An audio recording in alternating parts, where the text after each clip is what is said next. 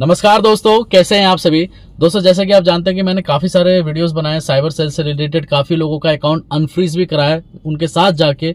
और अगर दिल्ली एनसीआर का केस होता है तो उसमें मैं चले जाता हूं, लेकिन उससे बाहर का होता है, जैसे साउथ का कहीं का होगा, बेंगलोर, चेन्नई, तमिलनाडु, कहीं का भी होता है, देन मेरे लॉयर जाके वहां पर उस चीज को सॉर्ट आउट करते हैं। वहां पर जाके सॉर्ट आउट किया जाता है। ये नहीं कि नोटिस भेज दिया और हो जाएगा। नोटिस कभी भी भेजोगे तो कोई रिप्लाई नहीं आएगा किसी भी लॉयर के थ्रू। लॉयर को वहां पर जाके जो है उस चीज को सॉर्ट आउट कराना पड़ता है। काफी लोगों के साथ ऐसा हो रहा है कि उनका नंबर ब्लॉक कर दिया जा रहा है। लोग, आपने अभी तक सुना होगा कि बैंक अकाउंट फ्रीज किया जाता है। अब आप काफी लोगों का नंबर भी ब्लॉक हो रहा है। नंबर क्यों ब्लॉक होता है उसका रीजन भी मैं आपको बता देता हूं। अभी रिसेंटली एक यूपी के कस्टमर थे, उन्होंने बोला कि सर मेरा नंबर ब्लॉक हो गया। तो मैंने बोला पक्का आपने कुछ ना कुछ किया होगा तभी ब्लॉक हुआ, ऐसे तो नहीं हुआ होगा। तो बोला कि पहले तो मेरा अकाउंट फ्रीज हुआ। अकाउंट फ्रीज होने के बाद क्या हुआ कि जिसने कंप्लेंट की थी, अब इस तरीके का पेपर जो है बैंक आपको देती है जिसमें सारी डिटेल्स होती है, मतलब कि किसने कंप्लेंट किया है, आपके आयु का नंबर क्या है, वो सारी डिटेल होती है। उन्होंने क्या किया कि जिसने कंप्लेंट किया था उसको धमकाने लगे, गाली गलौज कर ली उनके साथ। तो जिसने ऑलरेडी कंप्लेंट की थी कि अकाउंट फ्रीज करा जाए, तो उन्होंने एक और साइबर सेल पे एक और कंप्लेंट डाल दी कि इस नंबर से मेरे को धमकाया जा रहा है, मेरे को गाली गलौज दी जा रही है। तब जाके जो है साइबर सेल ने क्या करा कि उस नंबर को भी ब्लॉक कर दिया। अब वो नंबर किसी यूज में नहीं है। अब वो कस्टमर का आधार लिंक है, बैंक से सारे डिटेल जो है उसी पे ही आता था। अब वो नंबर जो है अब चल नहीं रहा, साइबर सेल ने ब्लॉक कर दिया। और वो जो है वहां पर भी गए, जियो सेंटर में भी गए, वहां पर पूछा कि मेरा अकाउंट नंबर क्यों ब्लॉक किया है। तो उन्होंने बताया कि ये जियो ने नहीं किया है सर, ये साइबर सेल ने किया है। आप साइबर सेल से जो है एनओसी लाइए, हम आपका नंबर चालू कर देंगे।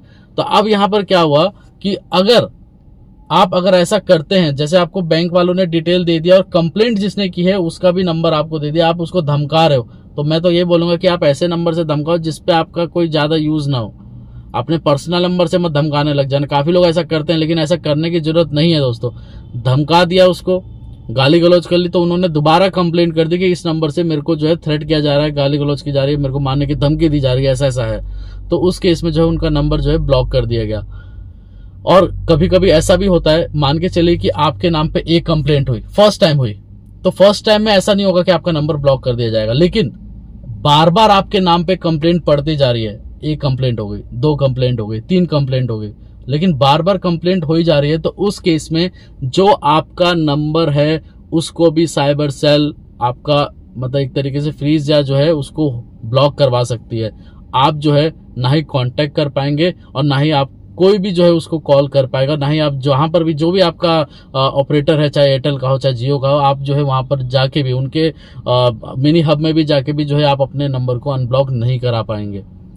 इसलिए अगर पहली बार आपके नाम पे कंप्लेंट पड़ा है तो आपके साथ ऐसा नहीं होने वाला। जैसे होता है ना कि फर्स्ट टाइम ऐसा हुआ है लाइफ में, तो उस केस में आपका नंबर को ब्लॉक नहीं किया जाएगा। लेकिन जो फ्रॉड इंसान करते जा रहा है, एक कंप्लेंट है, दो कंप्लेंट है, तीन कंप्लेंट है, आप यहाँ पर देख भी सकते हैं, मैं आपको दिखा रहा हूं कि जैसे इनका जो डिटेल है कस्टमर का, कि एक ट्रांजैक्शन हुई है और एक ही कंप्लेंट है।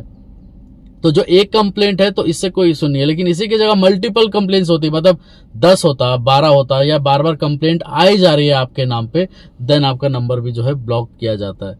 तो जो लोगों का डाउट था कि सर क्या मेरा भी नंबर ब्लॉक हो जाएगा, क्या मेरा भी नंबर ब्लॉक हो जाएगा, तो ऐसा नहीं है। आपका नंबर इतने इजिली ब्लॉक नहीं करती है साइबर सेल। अगर आप कोई गलती करते हैं और वो कंटिन्यू करते जा रहे हैं, देन जो है ये किया जाता है। या आप कंप्लेंटेंट जिसने कंप्लेंट की हुई है, आप उसको धमका रहे हैं कॉल करके, तब ये चीज की जाती है।